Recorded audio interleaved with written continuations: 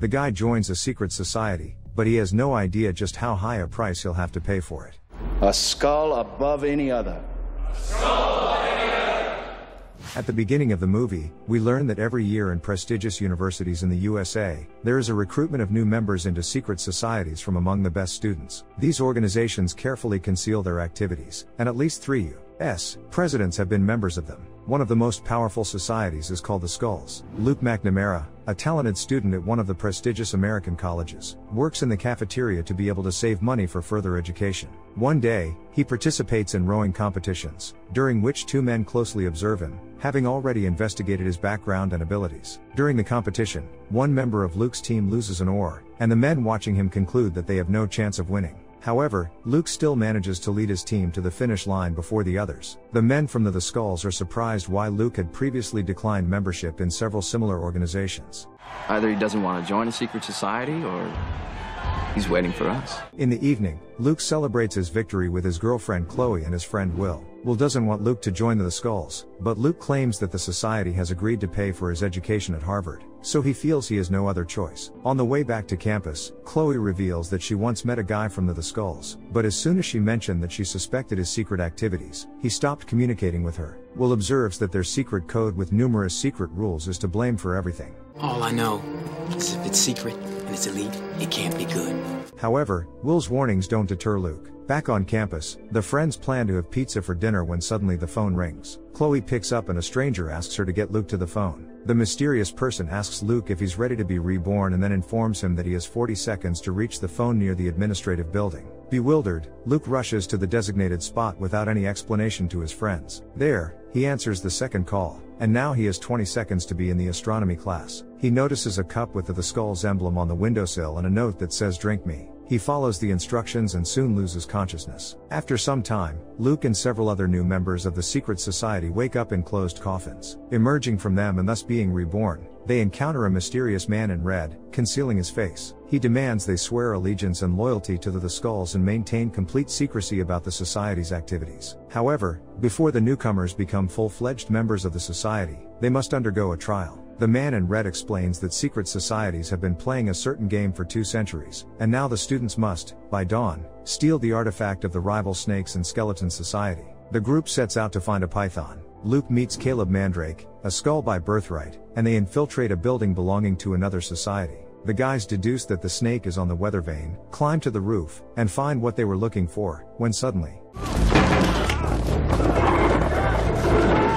Luke tries his best to hold on to Caleb, but they both fall off the roof. Fortunately, they land in the water, remaining intact and unharmed. The next morning, a tired Luke returns to campus to his friends. They want to know what he was up to all night, but Luke avoids giving a straight answer. Then, Will asks him to be honest, whether he's a skull or not. Luke once again gives an ambiguous response. Irritated, Will feels betrayed, recalling that for 3 years in college, they mocked the arrogant the Skulls, and now Luke wants to become one of them. Luke assures Will that their friendship will remain the same. However, Will doesn't believe it because twice a week, Luke will be involved in something he can't tell him about. The friends argue, and Chloe tries to calm them down. Will wonders who Luke will chat with at the cafe now, with them or with Caleb and the other new friends. Luke anxiously asks how Will knows about Caleb, but Will doesn't answer. After calming down a bit, Luke suggests finding a compromise, but when it comes to friendship, there is no middle ground. Suddenly, the phone rings again. Will picks up, and on the other end is Caleb, who asks to speak to Luke. Convinced of his righteousness, Will leaves in offense. Asking Chloe to step out of the room, Luke answers Caleb's call. Following his new companion's advice, Luke checks under the pillow and finds the Skulls emblem and an invitation to the first evening gathering. Becoming full-fledged members of the secret society, the guys head to the secret crypt. Here, they are welcomed by Caleb's father, a federal court judge Lyndon Mandrake, the current chairman of the Skulls, and his partner Senator Ames Leverett. Assigning students into pairs, they explain that each person now has a soulmate for whom they are responsible. Luke and Caleb end up as a pair. Judge Mandrake gives each of them wristwatches that will now cover the marks symbolizing their membership in the order. Then, the new members receive books with the rules and keys to the crypt. Our rules supersede those of the outside world. The next day, Luke comes to Chloe with a bouquet of flowers, apologizing for the previous day, and then invites her to dinner. During a walk with Chloe, he checks the balance on his card to make sure he can cover the check and suddenly discovers $20,000 in his account. Later, the society members, dressed in tuxedos, gather in an elite hall for another event. Judge Mandrake suggests that Luke celebrate Thanksgiving with their family. Traditionally, they go hunting every year and only eat what they manage to catch. Then Luke personally meets Senator Leverett, who asks when he will submit his documents to the law school and informs him that he is a member of the admissions committee. Leverett inquires about Luke's impressions, claims they have a similar life path, and gives him his phone number in case of anything. Caleb tells Luke that his father and Leverett were very close but fell out when Mandrake pushed Leverett out of the master's seat. Suddenly, a multitude of attractive girls enter the hall. One of them approaches Luke, claiming to know many things about him and invites him to dance. As time passes, Luke spends more and more time with his new friends, gradually distancing himself from Will and Chloe. One day, Caleb discovers that his car window is smashed, and the book of rules and the key to the crypt are missing. It turns out that Will is behind it, having infiltrated the ritual room of the skulls and now recording his impressions on a tape recorder and taking photos of everything. An enraged Caleb confronts Will, demanding the return of his belongings and the deletion of all the recordings. That same night, Luke decides to visit Will to talk, but police arrive at the scene of the tragedy. Detectives find the words "I'm sorry" on Will's computer screen. Luke insists that Will couldn't have taken his own life. Detective Sparrow asks why Luke came to him at 3 a.m, and the peculiar behavior of the young man raises suspicion. Later, Luke helps movers take Will's belongings from his room and unexpectedly discovers a folder with his photos and a book of the Order's rules belonging to Caleb. After the funeral, Chloe tells Luke that Will was working on an article about the skulls, and many newspapers were interested in his project, offering him a permanent job. She regrets that their deception ruined Will, and she runs away. Soon, Detective Sparrow reports finding a bruise on the back of Will's head and promises to thoroughly investigate the case. During one of the secret gatherings, all members are invited to enter a place called the Hell for Liars. The guys meet Dr. Rupert Whitney, who shows them an intimidating cage where partners are locked to get to know each other better by asking any questions. Luke and Caleb go first. Luke demands Caleb to tell him the truth about Will's tragic death, but Caleb remains silent. Then they go to Judge Mandrake, who explains that Will accidentally broke his neck in the crypt during a scuffle with Caleb, so they decided to stage a hanging. The judge hands Luke an acceptance letter to the law school and asks him to keep the circumstances of Will's death secret. A few days later, Luke contacts Leverett. He hints that the skulls have the videotape of what happened in the crypt, and Luke could try to use it. Awful secret. Would be a valuable piece of information indeed.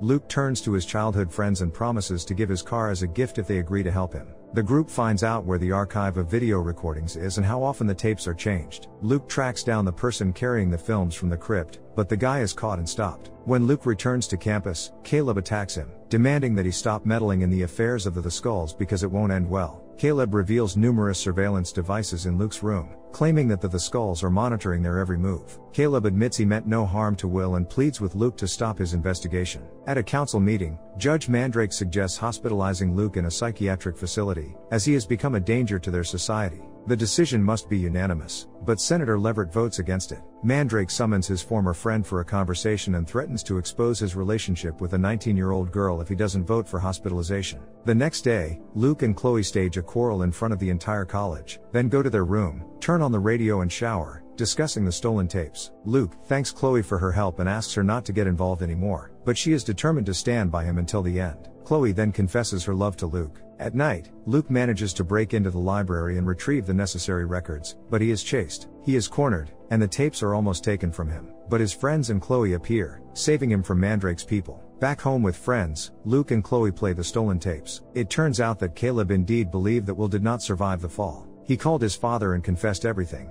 and his father ordered him to leave the crypt. However, Will was still alive at that time. Then the university's provost, Martin Lombard, enters the room. As it turns out, he works for Judge Mandrake and gets rid of the uninvited guest. The next day, Luke goes to Detective Sparrow to deliver the evidence but encounters Caleb at the station. Caleb tells the detective that Luke fought with Will and decided to cover up the consequences with a staged hanging. Luke then hands Sparrow the tapes that should clarify everything. The detective takes them and goes in search of a player. Later, the police call Luke and play the video, only to find out that the tapes are empty. Angry, Luke accuses the detective of switching the tapes and claims that they all work for Mandrake and his cronies. He tells the officers that Lombard broke his friend's neck on Judge Mandrake's orders, but no one believes him. Furious, Luke attacks the police officers, resulting in his hospitalization in a psychiatric institution. Chloe later goes to Caleb, revealing that she saw the recording and knows the truth about what happened in the crypt. She asks Caleb to tell the police the truth. Otherwise, Luke will never get out of the psychiatric facility. However, Caleb refuses to jeopardize his life and remains silent. Chloe then reveals that Will was still alive after the fall and leaves Caleb bewildered. Suddenly, Lombard and his accomplices attack Chloe. She manages to break free and escape. Fortunately, Senator Leverett is nearby and promises to take her to Luke. Arriving at the psychiatric facility, Chloe finds Luke semi-conscious. Leverett helps her move him into the car, and then... Now you must remind him that there is only one solution to all this. We live by the rules, we die by the rules. These words puzzle the girl, but Leverett claims that Luke will understand everything. On the way from the hospital, Lombard starts pursuing Chloe and Luke, attempting to cause an accident to eliminate unwanted witnesses. Finding themselves on the railroad tracks, they exit their cars. Lombard intends to shoot Luke, but Detective Sparrow, who turns out to be working for Leverett and has been following them from the hospital as instructed, shoots Lombard himself. The detective hands Luke his book of society rules and urges him to leave, taking Lombard's car. In the evening, Luke and Chloe come to their senses in a motel and contemplate their next steps. The girl relays Leverett's words about doing everything by the rules. Luke opens the Skull's rulebook and finds a phrase stating that any dispute is settled by means befitting gentlemen. Luke recalls that all society members are gathering on the island tomorrow and plans to declare war on the Skulls. The next day, Luke crashes the Solemn Order meeting and challenges Caleb to a duel, as there is no other way to resolve their conflict. Shocked, Lyddon Mandrake demands to call the police, but Leverett reminds them that their rules override the law. Lyddon then decides to duel Luke instead of his son, but Luke cites another rule prohibiting council members from participating in disputes involving their relatives. While preparations for the duel are underway, Lyddon tells Caleb that he has no chance against Luke, but Caleb is determined to see it through at any cost. An agitated Caleb asks his father if Will was truly alive when he left, but the man insists it's not true. Facing away from each other, Luke makes a final plea for Caleb to tell the truth about Will's death to everyone, but Caleb cryptically apologizes for what he's about to do. The comrades part ways, and suddenly Luke throws away his weapon. Caleb is unsure of what to do, and his father insists on shooting his comrade. Seeing his son's hesitation, Lyddon grabs the weapon, but... in horror at having shot his own father, Caleb wants to end his own life, but Luke stops him and says that it's all over. Later, Luke meets with Leverett, who declares with satisfaction that good has triumphed and that he will now become the master of the order instead of Lyddon Mandrake. He urges Luke to return to the society, promising splendid prospects, but realizing that Leverett simply used him for his own interests, Luke walks away and then reunites with Chloe. Would you stay in the Skulls, where a bright future awaits you, or would you choose freedom from intrigue? Share your thoughts in the comments below, hit the like button and subscribe to the channel. See you in the next videos.